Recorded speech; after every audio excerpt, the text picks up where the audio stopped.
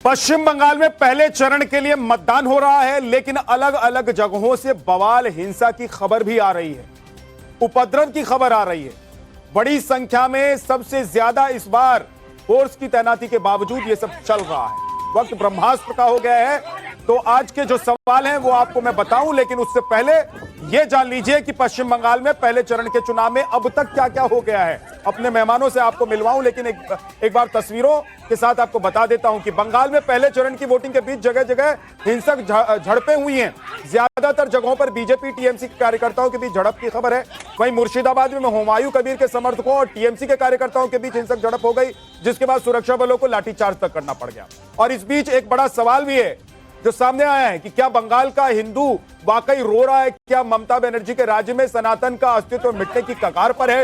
ये हम नहीं, बल्कि बंगाल बीजेपी के नेता शुभेंदु अधिकारी कह रहे हैं। शुभेंदु का दावा है कि अगर इस बार परिवर्तन नहीं हुआ तो बंगाल में सनातन खत्म हो जाएगा। उधर केंद्रीय गृह मंत्री अमित शाह ने साफ चेतावनी दे दी है कि 5 तारीख के बाद टीएमसी के गुंडों का हिसाब बराबर होगा। लेकिन सवाल यह है कि क्या यह सिर्फ चुनावी गर्जना है या बंगाल में आने वाले किसी बड़े सियासी तूफान का संकेत है? और क्या हुमायूं कबीर का फैक्टर बंगाल की सत्ता का समीकरण बदल देगा? आज इस पर बात करेंगे। हमारे साथ मेहमान होंगे कि कैसे पश्चिम बंगाल में पहले चरण के चुनाव में जो कुछ हो रहा है उससे क्या समझ में आ रहा है, लेकिन अब तक क्या क्या हुआ है और क्या सवाल आज पश्चिम बंगाल में बीजेपी ने खड़ा कर दिया है। एक रिपोर्ट देखिए। यहाँ हिंदू जो हमारी दीदी बहनें रो रहा है, जो इस बार परिवर्तन नहीं होगा तो बंगाल का सनातन खत्म हो जाएगा। मैं बंगाल को जो हिंदू मुसलमान संपत्ति रखना चाहिए, जो शांति तोड़ेगा उसको तोड़ने का काम हम करेंगे।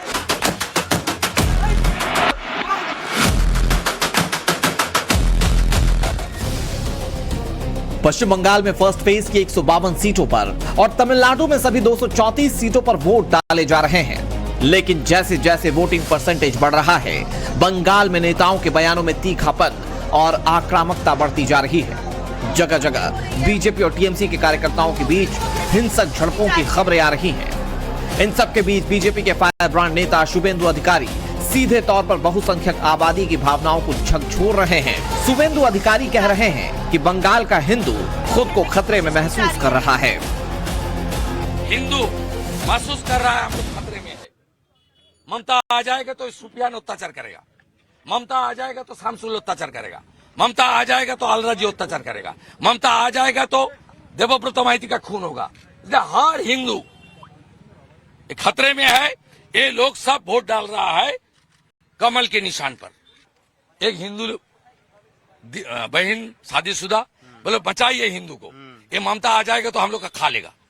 ये तो कॉमन बात है। कोचबिहार से कापद्वीप एक किनारा है, दूसरा एक सीनियर माता, तो बहुत गाली दे दिया ममता को, उस शब्द में नहीं बताऊंगा, लेकिन उन्होंने बताया जा रहा हूं आरजी करके लिए ममता को सबक सिखाने के लिए ईवीएम में। क्या ममता राज में बंगाल का हिंदू खुद को असुरक्षित महसूस कर रहा है या फिर यह सिर्फ एक चुनावी नैरेटिव है? ऐसी बहस के बीच बीजेपी का शीर्ष नेतृत्व भी इसी आक्रामक लाइन पर नजर आ रहा है। केंद्रीय गृह मंत्री अमित शाह ने भी सख्त संदेश देते हुए कहा कि 5 मई के बाद बीजेपी सरकार टीएमसी के गुंडों का हिसाब किताब बराबर कर देगी। और दीदी मेरी बात सुन लो, 5 तारीख के बाद भाजपा सरकार आने वाली है। आपके गुंडों को कहना आपे में रहे, वरना 5 तारीख के बाद हम हिसाब किताब बरोबर कर देंगे, बरोबर। क्या वाकई बंगाल का हिंदू रो रहा है या ये चुनावी रणनीति का हिस्सा है? विपक्ष इस पूरे नैरेटिव को सिरे से खारिज कर रहा है। कांग्रेस सांसद प्रमोद तिवारी ने दिल्ली की कानून व्यवस्था का हवाला देते हुए गृह मंत्री को आईना दिखाया। कहा कि बंगाल की जनता को ना बीजेपी चाहिए ना टीएमसी, उसे कांग्रेस चाहिए। दूसरी तरफ टीएमसी भी बीजेपी पर हिंसा और दबाव की राजनीति का आरोप लगा रही है। पार्टी के प्रवक्ता अनिर्बान बनर्जी ने केंद्रीय बलों तक पर सवाल खड़े कर दिए। अरे अमित शाह जी, दिल्ली लौट आओ। आपके घर के बगल में पास में इसी दिल्ली में एक बेटी का बलात्कार हुआ, उसे मारा गया, उसको प्रताड़ित किया गया, चीखती रही, चिल्लाती रही दिन दहाड़े, आपके घर से कुछ दूरी पर, प्रधानमंत्री के घर से कुछ कदमों की दूरी पर। आप उसे तो वहाँ सुरक्षित नहीं कर पाए। दिल्ली में जहाँ आपकी सीधी जिम्मेदारी है, सामूहिक बलात्कार हो रहे हैं, गैंगवार हो रहा है, वहाँ तो नहीं हो रहा है। पर आप बंगाल में, मैं आपसे कहना चाहता हूँ कि बंगाल ने जनता ने तय कर लिया है, न उसे भाजपा चाहिए, न उसे टीएमसी चाहिए, उसे विकल्प के तौर पे कांग्रेस चाहिए। In spite of the presence of thousands of central force, in spite of the presence of so many security personnels, and as promised by the election commission that there would be free and fair elections, we have seen that Trinamool Congress workers and leaders have been attacked by the BJP goons and even by the central forces. In spite of this, we say that this election is not a walkover for the BJP, rather is the people of Bengal who are going to vote against the BJP. Bengal का हिंदू खतरे में है। BJP के इस narrative के बीच सवाल ये भी उठ रहा है कि बंगाल में हुमायूं फैक्टर क्या काम कर रहा है। क्या हुमायूं फैक्टर ममता बनर्जी का चुनावी गणित बिगाड़ देगा? ये सवाल इसलिए उठ रहे हैं क्योंकि हुमायूं कबीर मुर्शिदाबाद में टीएमसी को जीरो कर देने की हुंकार भर रहे हैं। আগে রুখতে পারবে না নওদা বিধানসভা লক্ষাধিক ভোটে জিতবো এবং রেজিনগরেও জিতবো, গোটা মুর্শিদাবাদের তৃণমূলকে জিরো করবো। इसी मुर्शिदाबाद के नावदा में वोटिंग से पहले देर रात देसी बम फेंका गया था, जिसमें कई लोग घायल हो गए थे। इसके बाद जनता यूनियन पार्टी के चीफ हुमायूं कबीर घटनास्थल पर सुबह पहुंचे तो न सिर्फ टीएमसी कार्यकर्ताओं ने उनका विरोध किया, बल्कि टीएमसी कार्यकर्ताओं के साथ उनकी झड़प भी हो गई और हुमायूं कबीर को घेरने की कोशिश। धार्मिक ध्रुवीकरण के आरोपों के बीच हुमायूं कबीर ने ममता बनर्जी के हिंदू कार्ड की भी याद दिलाई। ममता बनर्जी तो डायरेक्ट उनका इतना हिंदू मेजोरिटी सीट है 200, तो 200 से 148 उनको इतना मंदिर बनाया, इतने सारे हिंदू लोगों को दुर्गा पूजा में अनुदान दे रहा है, इतने सारा हिंदू के लिए तोषण कर रहा है, तो हिंदू लोग उनको पास वोट देंगे, बीजेपी रुक जाएगी। मुसलमान को वोट लिए बीजेपी के रुकना क्या, ये इनको झूठ बोल रहे हैं।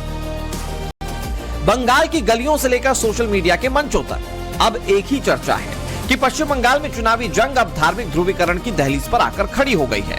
क्या ममता के राज में बंगाल का हिंदू वाकई रो रहा है? क्या शुभेंदु अधिकारी की हिंदू खतरे में है वाली अपील काम आएगी? देखना यह है कि बंगाल की जनता खतरे में सनातन वाले नैरेटिव पर मुहर लगाती है या सद्भाव और विकास के वायदे पर। Bureau report, times now Navbharat. BJP कह रही है कि हिंदू खतरे में है पश्चिम बंगाल में, दीदियां रो रही हैं, महिलाएं रो रही हैं, ये शुभेंदु अधिकारी कह रहे हैं। लेकिन सवाल यह है कि क्या सच में पश्चिम बंगाल में हिंदू खतरे में है? क्या सच में पश्चिम बंगाल में हिंदू महिलाओं को खतरा है और वो रो रही हैं? या ये एक नैरेटिव है जो चुनाव के लिए गढ़ा जा रहा है? या फिर सच में अभी तक पश्चिम बंगाल में 15 साल में ममता दीदी का जो शासन रहा है उसमें हिंदुओं के साथ जो बर्ताव किया गया है उसको बयां कर दिया है शुभेंदु अधिकारी। इसी पर आज बात करेंगे। बता दूं आपको कि आज पहले चरण का मतदान हो रहा है पश्चिम बंगाल में 152 सीटों पर, और ये उस इलाके में हो रहा है जहां पर बीजेपी ने पिछली बार जबरदस्त बढ़त बनाई थी। 77 में से 59 सीटें बीजेपी यहीं जीती थी। आज बवाल की तस्वीर लगातार आपको दिखा भी रहा हूं सुबह से कि कैसे अलग अलग इलाकों से आ रही है। अभी भी जो तस्वीर आएगी सबसे पहले आप तक पहुंचाऊंगा और बताता रहूंगा कि मतदान में क्या क्या चल रहा है। लेकिन मेरे साथ ब्रह्मास्त्र में आज डिबेट के लिए जो मेहमान हैं उनसे एक बार मिलवा देता हूं आपको। डॉक्टर धनंजय गिरी, प्रवक्ता बीजेपी के हमारे साथ हैं। मौमिता चक्रवर्ती, पॉलिटिकल एनालिस्ट हमारे साथ हैं। अश्वनी मिश्रा, कांग्रेस के नेता। बादल देवनाथ, पॉलिटिकल एनालिस्ट हमारे साथ हैं। प्रोफेसर अखिल स्वामी, पॉलिटिकल एनालिस्ट हमारे साथ हैं। आप सभी का बहुत बहुत स्वागत है। डॉक्टर धनंजय गिरी, क्यों आप लोगों को लग रहा है कि पश्चिम बंगाल में हिंदू खतरे में है? महिलाएं रो रही हैं, दीदियां रो रही हैं। 15 साल से तो दीदी जीत रही हैं। 200 सीटों पर दीदी ऐसी सीटों पर जीतती आ रही है जहां पर हिंदू जीत और हार तय करते हैं। नहीं विद्यानाथ जी, देखिए हम तो समग्रता की टोटालिटी की पॉलिटिक्स करते हैं, लेकिन जो बंगाल का हालत है किसी से छुपा हुआ नहीं है। जो बदहाल, बेजार, बेनूर और बेरंग और जिस तरह से बंगाल को किया गया है, आर्जिकर मेडिकल कॉलेज से लेकर शाहजहां शेख तक की जो घटनाएं हैं वो किसी से छिपी हुई नहीं है। शाहजहां शेख जैसे अपराधियों के लिए ममता बनर्जी का जो ममत्व है, जो प्रेम है, ये ममता की निर्ममता किसके प्रति है और सहानुभूति किसके प्रति है, ये अब छुपी हुई बात नहीं रह गई। ये बंगाल का बच्चा आज जान गया है कि दीदी तुष्टीकरण की राजनीति करती है, अपीजमेंट की पॉलिटिक्स करती हैं, जहां आपको दुर्गा पूजा तुष्टीकरण के की लिए राजनीति जाना एक पड़ता अलग है। बात है धनंजय जी, तुष्टीकरण की राजनीति एक अलग बात है, ध्रुवीकरण की राजनीति एक अलग बात है, लेकिन यह कहना कि हिंदू डरा हुआ है, इस बार अगर बीजेपी की सरकार नहीं आई और ममता की सरकार फिर से बन गई तो हिंदू जी नहीं पाएंगे, महिलाएं रो रही हैं, यह एक अलग बात है। नहीं देखिए, ऐसा है विद्यानाथ जी, कोई नई बात नहीं। इस देश का बंटवारा भी धर्म के आधार पर हुआ था, और ये कहने में कोई गुरेज नहीं है कि जब जब जहां जहां हिंदू घटा है तब तब तो वहां वहां देश बटा है। 1 दर्जन देश हमसे अलग हुए, अफगानिस्तान, पाकिस्तान, बांग्लादेश, अभी नई कहानी आपके सामने कह रहे हैं।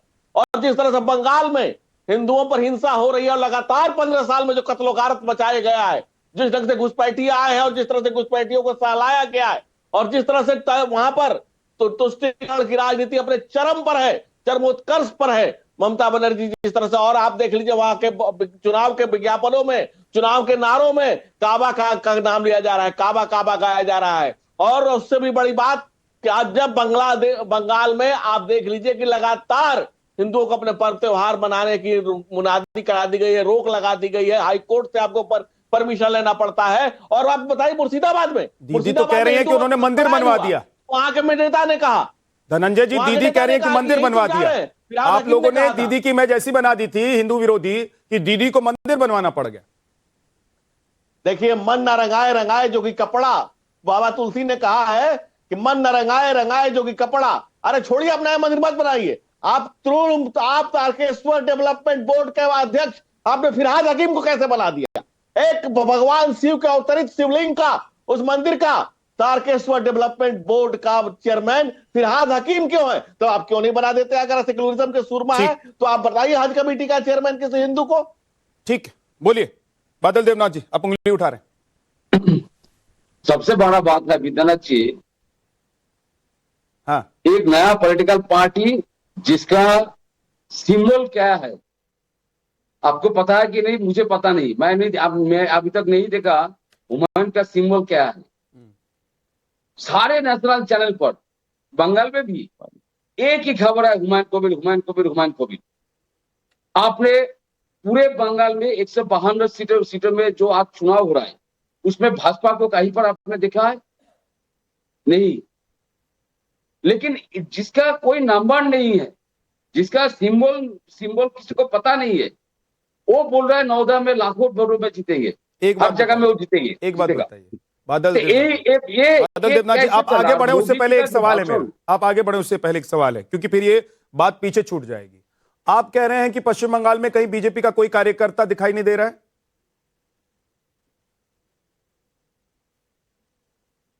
देखिए, एक सेकंड मेरे सवाल का जवाब तो देते जाइए। बीजेपी का कोई कार्यकर्ता नहीं है कहीं? नहीं, मैं जो बोल रहा हूं पहले समझ लीजिए। क्या आपने बोला ना कि बीजेपी का कोई कहीं दिखाई नहीं दे रहा, तो ये तो अच्छी बात है आप लोगों के लिए। इसका मतलब अब आप ये आरोप भी नहीं लगा सकते हैं कि इस चुनाव को बीजेपी हैक कर रही है, जोर जबरदस्ती कर रही है, हंगामा कर रही है, या आपके वोटर्स को, कार्यकर्ताओं को रोकने की कोशिश कर रही है टीएमसी के वोटर्स और कार्यकर्ता। आप एंकर है और मैं पॉलिटिशियन हूँ, ठीक है, बात को समझिए। Thank you so much. मैं बोल रहा हूँ एक मूवमेंट होता है, इलेक्शन के दिन एक मूवमेंट होता है। भाजपा का कोई मूवमेंट नहीं है, लेकिन जिसका मूवमेंट आप दिखा रहे उसको कोई जानता नहीं है, उसका सिंबल क्या है और उसको कौन वोट देगा, उसका कैंडिडेट कौन है, कोई पब्लिसिटी नहीं है। मैं बता तो जरा विजुअल दिखाइए, एक सेकंड रुक जाइए बादल देवनाथ जी, रुक जाइए। आप कह रहे हैं हुमायूं कबीर का कोई अस्तित्व नहीं होना चाहिए और उसको मीडिया दिखा रहा है। मीडिया हर उस खबर को दिखाएगा सर जो दिखाने लायक होगी, जिसमें लगेगा कि लोगों को देखना जरूरी है। एक सेकंड रुकिए, जरा वो वीडियो निकालिए जहां हुमायूं कबीर को घेरा गया, पकड़ा गया, और उसके बाद जिस जगह से हुमायूं कबीर निकलने वाले थे मुर्शिदाबाद में, देख लीजिए तस्वीर देख लीजिए सर, उसके बाद बात करूंगा। बादल देवनाथ जी रुकिए जरा, तस्वीर दिखा रहा हूं। अगर हुमायूं कबीर क्या बादल देवनाथ को भी कोई पकड़कर पीटने की कोशिश करेगा तो दिखाऊंगा, क्योंकि बादल देवनाथ चाहे एक वोटर हो, लेकिन उनका अधिकार अगर उनको रोकने की कोई कोशिश करेगा तो मेरा ये कर्तव्य और मेरा ये कर्तव्य बनता है सर कि मैं वो दिखाऊं। आप दिखाने से रोक नहीं सकते। और आपको अगर दिक्कत सिर्फ इसलिए हो रही है कि आरोप टीएमसी के कार्यकर्ताओं पर लग रहा है, नहीं जानते इनको, लेकिन आपको क्या दिक्कत सिर्फ इसलिए हो रही है? बादल देवनाथ जी एक बात बताइए, क्या आपने मान लिया कि जो अटैक करने वाले लोग थे, जो घेरने वाले लोग थे, जो उपद्रव करने वाले लोग थे, वो टीएमसी के हैं? आपने मान लिया? अरे नहीं है, वो टीएमसी का नहीं था, वो कांग्रेस इलाका था। अच्छा, तो कांग्रेस के पास टीएमसी का कोई झंडा दिखा है आपने? हमने तो पूरी तस्वीर दिखा दी है, मैं अभी फिर से दिखाऊंगा, जरा वो तस्वीर निकाल के रखिए, फिर से अभी दिखाता हूं आपको वो। क्या चर्चा कर रहा है? हुमायूं चर्चा कर रहा है, आप ही लेकर आए हुमायूं को। मैंने तो सवाल पूछा तो क्या सच में हिंदू पश्चिम बंगाल में खतरे में है? क्या सच में बहनें रो रही हैं? आप हुमायूं कबीर पर शिफ्ट होना चाहते थे, अब हुमायूं कबीर पर आपको ले गया हूं तो आप कह रहे हैं कि क्या हुमायूं कबीर, हम हुमायूं कबीर लेकर? अरे हुमायूं कबीर फैक्टर है इस बार पश्चिम बंगाल के चुनाव में। अगर नहीं होते तो पश्चिम बंगाल के मुर्शिदाबाद में इतना हो हंगामा नहीं होता। कुछ नहीं है। ममिता चक्रवर्ती, आपको जिसके पास कोई पार्षद नहीं है, सांसद नहीं है, विधायक नहीं है, उसको क्यों हाईलाइट कर रहे हैं? बादल देवनाथ इतना गरजेंगे तो मैं कैसे बात करूंगी? क्यों रोक रहे हैं अगर कोई नहीं है उसका? तो पोलराइजेशन, कोई पोलराइजेशन नहीं होगा। लोग एक मिनट ममिता, आ रहा हूं आपके पास। ममिता एक सेकंड आ रहा हूं, लेकिन आप कह रहे हैं बादल जी आप कह रहे हैं एक सेकंड रुकिए तो सर। एक दिन में कोई घटना से कुछ नहीं होता है सर। बादल देवनाथ जी आप कह रहे हैं बार बार एक ही लोग को दिखा रहे, प्रधानमंत्री को दिखाइए ना। अभी दिखाया मैंने प्रधानमंत्री को, ममता बनर्जी को दिखाइए, और सारे ममता बनर्जी को दिखा रहा हूं, जिसके पास सांसद है, विधायक है, पार्षद है, पंचायत है, इसके पास कुछ नहीं है। इसका सिंबल क्या लोग? सर एक अखबार और टीवी चैनल आप भी खोल लीजिए और फिर क्या आपको दिखाना है आप तय कर लीजिएगा, लेकिन मुझे देश के लिए क्या दिखाना है और क्या लोग देखना चाहते हैं मुझे पता है, ये सीखने की जरूरत नहीं है। लेकिन एक सेकंड रुक जाइए बादल देवनाथ जी, एक मिनट रुकिए। आपकी आवाज मुझे डाउन करनी पड़ेगी, नहीं तो थोड़ा सा धैर्य रखिए। आपने हुमायूं कबीर का नाम लिया, हुमायूं कबीर की तस्वीर दिखा रहा हूं, आप देखिए ध्यान से देख लीजिए। जिस हुमायूं कबीर के लिए आप कह रहे हैं कि उसका कोई अस्तित्व नहीं है, उसका कोई मतलब नहीं है, उसका कोई विधायक नहीं है, उसका कोई सांसद नहीं है, उसको कैसे मुर्शिदाबाद में लोग घेर रहे हैं, उनको कैसे खदेड़ा जा रहा है। सुरक्षा बलों के बीच में हुमायूं कबीर मौजूद है, उसके बावजूद चारों तरफ लाठी डंडा और पत्थर चल रहे हैं। भाई आप क्या बात करते हैं? बादल देवनाथ जी ऐसे डिबेट नहीं होता है। अच्छा, अब डिबेट भी कैसे होगी ये भी आप बता दीजिए। दूसरा पार्टी में चला गया, उसका सारे कैंडिडेट दूसरा पार्टी में जाए, 1 2 4 कैंडिडेट वो चुनाव लड़ रहे, उसको लेके मैं सीधी बात पूछ क्या बात है सर? अगर हुमायूं कबीर जी आप लोगों का काम है, अस्तित्व नहीं है, उनसे कोई फर्क नहीं पड़ने वाला है, तो उनको घेरने वाले लोग कौन है? उनको क्यों घेरा जा रहा है? उनके कार्यकर्ताओं को क्यों रोका जा रहा है? प्लान है। और ममिता चक्रवर्ती बादल देवनाथ जी कह रहे हैं कि उस व्यक्ति को आप लोग सुबह से दिखा रहे हैं टेलीविजन पर जिसका कोई वैल्यू नहीं है, उसकी कोई वैल्यू नहीं पश्चिम बंगाल में। मुर्शिदाबाद में वो अपनी सीट नहीं निकाल सकते हैं, सीट निकाले ना निकाले वो अलग बात है, लेकिन उन पर अटैक क्यों हो रहा है? अगर मान लीजिए उससे कोई फर्क नहीं पड़ रहा है, उनकी पार्टी से फर्क नहीं पड़ रहा है, एक नेता से फर्क नहीं पड़ रहा है, तो ये घेरने वाले आरोप लग रहा है कि टीएमसी के, क्यों उनको रोक रहे हैं? भाई विद्या जी मैं तो ये कहना चाहूंगी कि जैसे हम मीडिया में देखते हैं कि एक्टर्स को आप बहुत हाईलाइट करते हो, तो वैसे ही हो रहा है। तो ये हुमायूं कबीर बहुत बड़े एक्टर हैं। ये कुछ महीने पहले क्या बताया था कि अगर हम जीत के आएंगे तो दीदी के साथ कोलैब कर लेंगे, ये बात उन्होंने कहे थे। और अभी शायद बादल सर बोलेंगे नहीं ऐसा तो नहीं कहा होगा। और मैं बताना चाहूंगी कि आप मुझे एक बात बताइए विद्या जी, अभी वहां पे 152 सीटें में मतलब सीट्स का चुनाव हो रहा है, एक सीट आप दिखा सकते हैं? ये हुमायूं कबीर छोड़ के कहीं पे कोई प्रॉब्लम हुआ है, कुछ हुआ है? हर जगह शांति से चुनाव हो रहा है, फिर बस वही एक ही सीट, वहीं पे प्रॉब्लम। ऐसे कैसे हो सकता है? और तुष्टिकरण वाली राजनीति जो हुमायूं कबीर करता है, तो वो बाबरी मस्जिद लेकर आए थे, फिर उसने कहा था कि मैं ये हर डिबेट पे बादल जी से कहीं पे भी मिलती हूँ, ये बात मैं बताती हूँ उनको, वो मानते नहीं है, अलग बात है कि हुमायूं कबीर ने कहा था कि हम 30% हिंदुओं को काट के भागीरथी की नदी पे बहा देंगे। आपकी भी एक डिबेट पे मैंने ये बात बादल सर को कहा था, तो उसको बहुत गुस्सा आ गया था। तो यही बंदा जो एक बार बोलता है कि मैं दीदी के साथ हूं, फिर बोलता है कि मैं दीदी को हरा दूंगे, मतलब हरा के सरकार तैयार करेंगे और तो मैं बताना चाहूंगी विद्या जी, ये जो टीएमसी कांग्रेस है, इसका जन्म हुआ था कांग्रेस की गर्ज से। एक सेकेंड बादल सर, मैं आपकी समय कोई टिप्पणी नहीं की, आपसे ये उम्मीद रखती हूँ, आप मुझसे बड़े हैं, आप प्लीज ऐसा कुछ कहिए मत, बोलिए मत की। एक सेकंड सर प्लीज, रिक्वेस्ट कर रही हूँ, आपकी बेटी के समान हूँ, रिक्वेस्ट कर रही हूँ। एनीवे विद्या जी क्या है कि हमारे बंगाल में तुष्टिकरण की राजनीति आज से नहीं है, ये 1905 से शुरू हुआ था और इनको शुरू किया गया था लॉर्ड कर्जन ने, फिर 1 by 1, फिर अब कैलकाटा राइट्स लिखा है, द ग्रेट कैलकाटा फीलिंग वहां पे मोमिता, सौरभ मैंने और डॉक्टर धनंजय गिरी बीजेपी के प्रवक्ता हैं, उनसे भी यही सवाल पूछा कि देखिए तुष्टीकरण की राजनीति और जो भी राजनीति आप लोग करती हैं, जो पॉलिटिकल पार्टीज करती हैं, रणनीति उनकी होती है, वो सब तो समझ में आता है, लेकिन कोई प्रदेश जो हिंदुस्तान में है, हिंदुस्तान का अभिन्न अंग है, उसकी संस्कृति, हिंदुस्तान की संस्कृति जिसको दुनिया भर में लोग जानते हैं, उसके खान पान के लिए जाना जाता है, उसके रहन सहन के लिए जाना जाता है, उसकी ज्योग्राफिकली कंडीशन इतना सुंदर है, सब कुछ उसके लिए जाना जाता है, वहां पर क्या सच में महिलाओं को, हिंदुओं को ये डर है कि अगर ममता वापस आ गई, फिर से अगर सत्ता उनके पास चली गई तो इस बार काम तमाम हो जाएगा? थैंक यू वेरी मच विद्या जी ये सवाल पूछने के लिए। मैं सबसे पहले आपको ये कहना चाहूंगी कि हमारे संविधान में क्या लिखा हुआ है, वी द पीपल। वहां पे क्या लिखा हुआ है कि we the Hindu, we the Muslim, we the Christian, we the Sikh, ऐसा तो नहीं लिखा हुआ है। पर बंगाल में चलती है वी द मुस्लिम वाली पॉलिटिक्स, मतलब संविधान को बंगाल में बनाया गया है वी द मुस्लिम। क्योंकि देखिए मुस्लिम के ऊपर मेरा कुछ गुस्सा नहीं है, कुछ नहीं है, पर जिस तरीके से उनको यूज किया जा रहा है, उनकी आइडियोलॉजी को तोड़ दिया जा रहा है, ममता बनर्जी उनको प्रोवोक करते हैं कि हिंदू धर्म गंदा धर्म है, एक कम्युनिटी उठकर खड़े हो जाएंगे तो सबके 12 बजा देंगे। ये नैरेटिव उन लोगों के लिए बहुत ही डेंजरस है जिन लोगों की खुद के पास तो कोई आइडियोलॉजी है नहीं। वो ममता बनर्जी कुछ भी बोलते हैं, वो फसाद करने के लिए उछल जाते हैं। तो ये खुद वो लोगों ने कहते हैं ये बात। और दूसरी बात तो ये है कि महिलाओं की बात अगर मैं करती हूँ, 10 सेकंड विद्या जी, महिला यहाँ पे असुरक्षित महसूस करते हैं क्योंकि पार्क स्ट्रीट से लेकर आरजीकर, फिर हाजरा लॉ कॉलेज, कुलतली, कालियागंज, मैं आपको ऐसे 1000 एग्जांपल दे सकती हूँ। और ये आज से शुरुआत नहीं हुई थी, ये लेफ्ट सरकार शुरू करके गई थी। तो लेफ्ट सरकार ममता बनर्जी को बनाई थी। ओके, ठीक है बादल देवनाथ जी, जल्दी से 30 सेकंड में सर, जल्दी से 30 सेकंड में डिस्टर्ब मत कीजिएगा, कोई टोका-टोकी नहीं। सर, राम के नाम पर जो लोग वोट मांगते हैं और राम के नाम पर यहाँ पर तलवार लेके, शस्त्र लेके, पिस्तौल लेके, बम लेके, डीजे लेके यहाँ पर रैली करता है भाजपा और आरएसएस, तो ये सनातन सारा विश्व में कहीं पर नहीं होता है, लेकिन राम के बंगाल में होता है। राम के नाम पर रैलियां नहीं निकले, राम के नाम पर रैली नहीं निकले और काबा के नाम पर आप लोग गाना गाएंगे।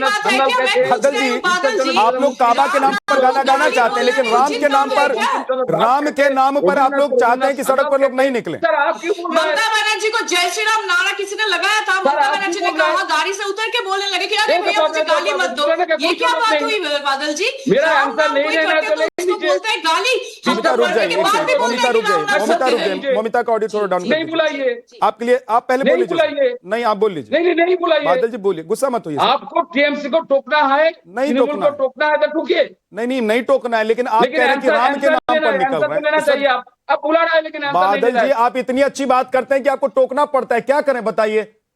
हाँ, टोकना पड़ता है ना। आप बहुत बड़ा ज्ञानी है, मैं कुछ नहीं जानता हूँ। अच्छा ठीक है सर, आप बोलिए, आपको मैं टाइम दे रहा हूँ। नहीं, आप बहुत बड़ा ज्ञानी है, इतना बड़ा ज्ञानी है और मेरे पास कोई नहीं है, मेरे पे इतना खोजा भाई, बादल देवनाथ जी, अच्छे नहीं लगते आप गुस्से में, आप बहुत बड़ा ज्ञानी, आप गुस्से में अच्छे नहीं लगते हैं, आप एकदम भड़क कर बोलते हैं, वो अच्छे लगते हैं। बोलिए।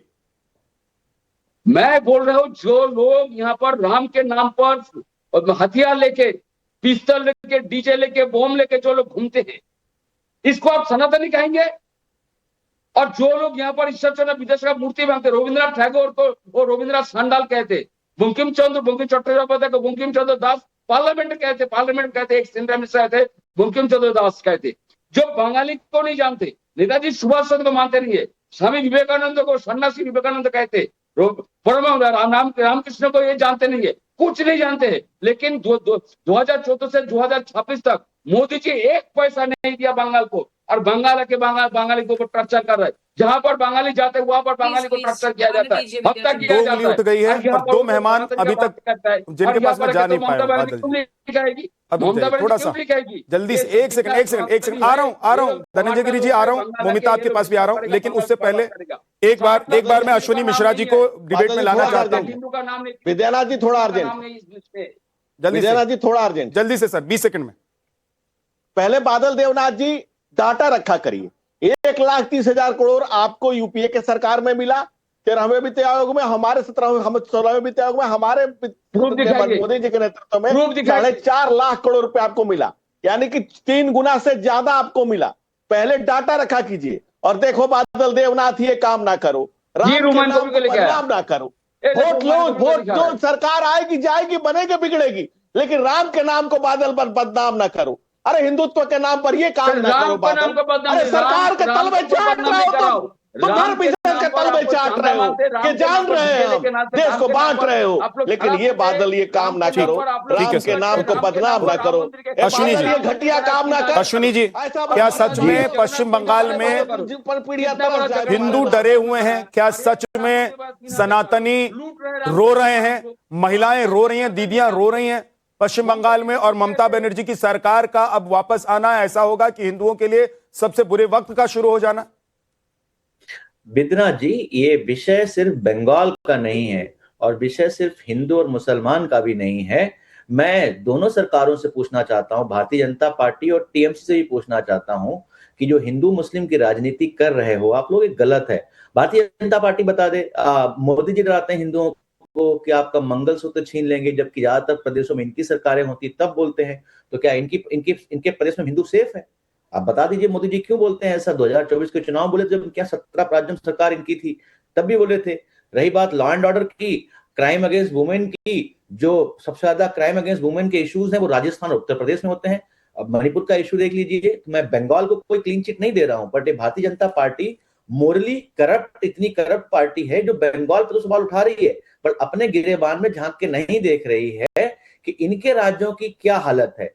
जनता इनके झूठे वादों से पक चुकी है और जैसा हमारे नेता प्रमोद तिवारी जी ने कहा है कि बंगाल में इस बार परिवर्तन की लहर है और वो परिवर्तन भाजपा के पक्ष में नहीं होगा। एक चीज लोगों को बात समझ में आ गई है विद्यानाथ जी। आप लोग ऐसी पार्टी के साथ अलायंस में क्यों हैं? विद्यानाथ जी, एक सेकंड में आ रहा हूं। धनंजय जी आ रहा हूं। मैं एक चीज पूछना चाह रहा हूं अश्विनी जी आपसे कि आप कह रहे हैं कि बीजेपी शासित जितने राज्य हैं वहां पर हालात बेहद गंभीर है, लेकिन आप कह रहे हैं कि ममता बनर्जी का जो प्रदेश है जहां की वो मुख्यमंत्री हैं उस प्रदेश की हालत भी ऐसी है, आप उससे इनकार नहीं कर रहे। मुझे बताइए ऐसी पार्टी के साथ आप अलायंस में क्यों हैं जहां सनातनी सुरक्षित नहीं है आपके हिसाब से, जहां आपको लग रहा है कि बाकी प्रदेश बीजेपी शासित प्रदेशों में जैसे हालात है वैसे पश्चिम बंगाल में तो बीजेपी के पास साथ गठबंधन में नहीं है, तो फिर टीएमसी के साथ आप लोग क्यों अलायंस में हैं?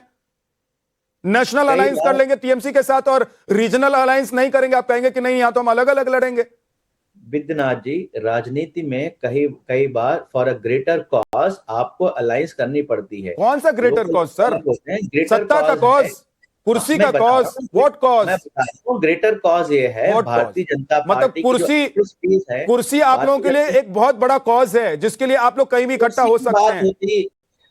विद्यनाथ जी, कुर्सी की बात होती तो माननीय राहुल गांधी जी 2004-2009 में प्रधानमंत्री बन चुके होते। लड़ाई कुर्सी की नहीं है, लड़ाई है देश को बचाने की, लड़ाई है संविधान को बचाने की, लड़ाई है भारतीय जनता पार्टी की जो एट्रोसिटीज हैं, भारतीय जनता पार्टी जो जनता पर अत्याचार करती है उसको उजागर करना। लड़ाई है उन 90% लोगों की जो देश में घाना से बदतर हालत में जी रहे हैं। केवल 10% लोगों की सरकार है भारतीय जनता पार्टी। जब हमको देश की बात होगी, जब सवाल का जवाब नहीं दिया अश्विनी जी, हम सबके साथ अलायंस करेंगे। भाई अगर पश्चिम बंगाल में सनातनी सुरक्षित नहीं है, आप कह रहे हैं कि जो बात बीजेपी कह रही है बीजेपी प्रदेश में भी ऐसा ही है जहां पर उनकी सरकार है, लेकिन मैं ये कह रहा हूं कि जहां आप पश्चिम बंगाल की बात करें सनातनी सुरक्षित नहीं है, तो भाई ऐसी पार्टी के साथ आप लोग हाथ क्यों मिलाते हैं? चाहे वो सेंटर में हो चाहे किसी और प्रदेश में हो, हाथ ही नहीं मिलाना चाहिए सर। कोई तो नैतिकता होगी ना आपकी पार्टी की। प्रोफेसर अखिल स्वामी जी, बीजेपी के नेता शुभेंदु अधिकारी कह रहे हैं कि पश्चिम बंगाल में सनातनी सुरक्षित नहीं है, महिलाएं रो रही हैं, इस बार अगर सत्ता में वापस आ गई दीदी तो मतलब सनातनी ऐसा लग रहा है कि खत्म हो जाएंगे, यहां तक आरोप है बड़ा। आपको भी ऐसा लगता है क्या? देखिए, मुझे ऐसा लगता है झा जी, आप और गिरी साहब और भूमिता आज के तारीख में हुमायूं कबीर के लिए इतने ज्यादा सहानुभूति दिखा रहे हैं। जो आदमी हिंदुस्तान के अंदर बाबरी मस्जिद बनाने की बात करता है, बाबर के नाम से मस्जिद बनाने की बात करता है, भारतीय जनता पार्टी 1000 करोड़ उसको देती है। हमारे भगवान श्री राम के भव्य मंदिर में तो इन्होंने लाखों करोड़ों का हेर फेर कर लिया। 1 करोड़ में जमीन खरीदी, फिर उसको 10 करोड़ में ट्रस्ट ने खरीद लिया, खूब सारा पैसा बनाया। हमारे भगवान श्री राम के लिए 1000 करोड़ रुपए ही खर्च किया। बाबरी मस्जिद के लिए भारतीय जनता पार्टी हुमायूं कबीर को 1000 करोड़ रुपए दे रही है। तो भारतीय जनता पार्टी जो ये हुमायूं कबीर परस्त हो गई, किसने बताया कि 1000 करोड़ रुपए लोगों को बाबरी मस्जिद के लिए दिया जा रहा है? किसने बताया? आप बताइए किसने बताया? आप कुछ भी बोल देंगे सर डिबेट में, आप चैनल पर बैठकर कुछ भी बोल देंगे। अरे वीडियो सामने है। विद्यानाथ जी, झालमुड़ी खा लीजिए। उस वीडियो की पुष्टि आप करते हैं, जिम्मेदारी आप लेते हैं? हुमायूं कबीर ने कहा है मुझे 1000 अखिल करोड़ स्वामी जी, आपको हुमायूं कबीर ने फोन करके बताया है? मुझे विद्यानाथ फोन जी। करके बताया है, उसे पूरी दुनिया को बताया है। तो उस यानी भारतीय जनता पार्टी वाले हुमायूं कबीर के एजेंट बन गए हैं।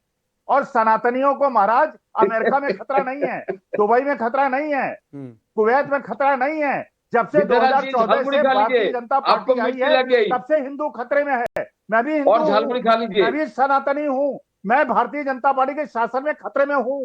ये लोग केवल पूंजीपतियों के दलाल हैं, ये इंडस्ट्रीज के दलाल हैं, और ये केवल गरीबों का शोषण करते हैं और गरीबों को मरने के लिए मजबूर करते हैं। विद्यानाथ भारतीय जी, जनता पार्टी ना विद्यानाथ हिंदुओं की जी, ना मुसलमान की है। सबसे और बड़ी बात ममता क्या से है एक ना, बात कहना चाहता हूँ, बेटी की क्या कुल्हाड़ी में और लकड़ी उससे का कम उम्र हिस्सा की न है। होता केवल तो जंगल भगवान के श्री राम कटने का नाम नहीं किस्सा लिया न जाता, होता। मैया इसी सीता का देश नाम में ले रकीब लेंगे, कलीब कलीब भगवान हुआ श्री राम आपका और नाम अखिल नहीं स्वामी लेंगे। जी कोई एक उसमें सेकंड आ रहा हूं, धनंजय जी एक सेकंड रुक जाइएगा। जय Dhananjay ji please Siya please please sir, एक सेकंड रुक जाइएगा, उनको कंप्लीट करने जय दीजिए, 10 सेकंड में वो सिया कंप्लीट हो राम, जाएगा जय उनका। सिया राम, हाँ, जय अखिल जी हो गया? जय सिया राम। हो गया तो ठीक है, बोलिए धनंजय जी, बोलिए। मैं भी कहा हुआ जय सिया विद्यानाथ राम। जी, विद्यानाथ जय जी, श्री कुल्हाड़ी राम में कहा जाता लकड़ी है, जय का सिया राम हिस्सा कहा न जाता होता, है। सियावर कुल्हाड़ी में रामचंद्र लकड़ी, की जय। अखिल जी सुन सियावर लीजिए, रामचंद्र की जय। हुमायूं कबीर मुर्दाबाद, हुमायूं कबीर मुर्दाबाद, बाबरी मस्जिद मुर्दाबाद, सनातन धर्म जिंदाबाद, भारतीय जनता पार्टी मुर्दाबाद। विद्यानाथ जी, हुमायूं कबीर के दलाल बिठा लिए हैं आपने यहाँ पे, हुमायूं विद्यानाथ कबीर के जी, दलाल बिठा लिए हैं यहाँ पे आप। बोलिए विद्यानाथ धनंजय जी, जी, बोलिए।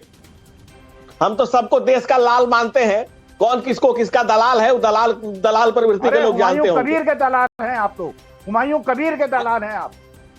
अरे तुम इस्लाम के दलाल हो। भारतीय जनता कुल्हाड़ी में लकड़ी का हिस्सा ना होता तो जंगल के भारतीय कटने जनता का पार्टी हिस्सा का ना होता। वहाँ इस देश में जब रकीब कलीब कलीब हुआ, ये बाल सफेद नहीं तो तुम्हारे बाल काले रहे होंगे। हिंदुओं का कभी अपमान कहीं कर बोले रहे हैं। होंगे तो बता दो, आप कभी हिंदुओं बोले का रकीब अपमान कलीब कर कलीब रहे के खिलाफ इस देश में तो बताओ। आप हिंदुओं का क्या नफी बदल रहे थे, सनातन धर्म का लॉलीपॉप मिल रहे थे, लोग चूस रहे थे, कभी बोले हो तो बोलो।